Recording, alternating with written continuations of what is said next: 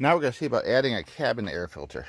To do that, we have 3 little trim screws we need to take out. 1, 2, 3 across the plastic cowl below the windshield wipers. And these are weird little trim screws. You got to very gently unscrew them like that. Sometimes they won't unscrew if they're stripped out, and you have to pry up underneath on them with a little screwdriver or straight edge or fingernail to get them to actually start coming out, because they just want to plop right back in.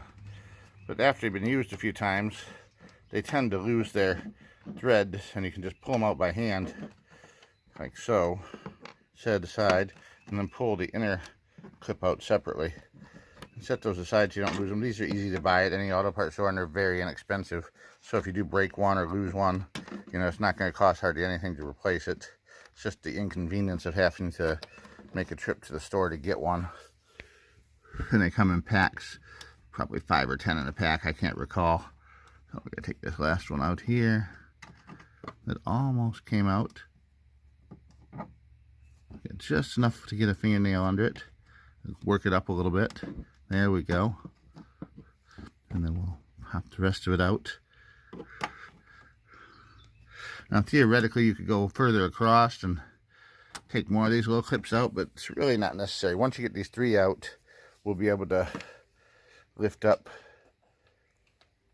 and cover plate here, and you can see inside this odd oblong kind of pointy box. And now to lift up the box, there's a little tab on each end. You have to push in the tab and lift up.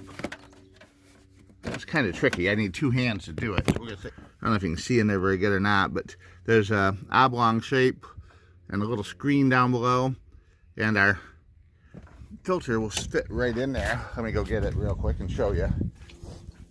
The long part's going to go toward the back of the car, toward the windshield. And this is just a generic brand what I got online.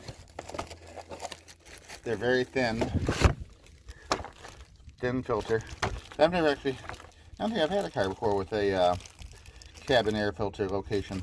But this, like I say, you can add them onto the Escapes and Mariners. They don't come standard on most years. There we go. There it is. Pretty thin. And I believe it's going to go in like this, with the long side against the back of the firewall and the angled side here on the front.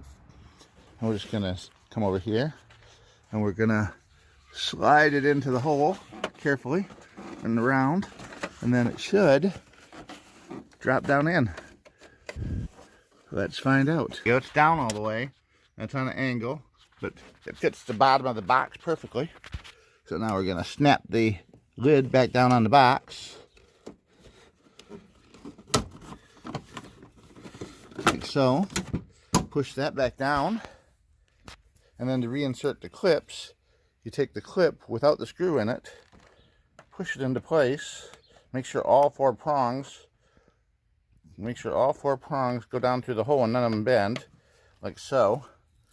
And then you take the screw part, and you can take your screwdriver and screw that back down, or you can, since they're so soft, you can just take like that and snap it into place, which is what they do at the factory when they're assembling these. There we go. The car has been updated with a cabin air filter. Thanks for joining us today. Have a great day. Get out there and fix something yourself.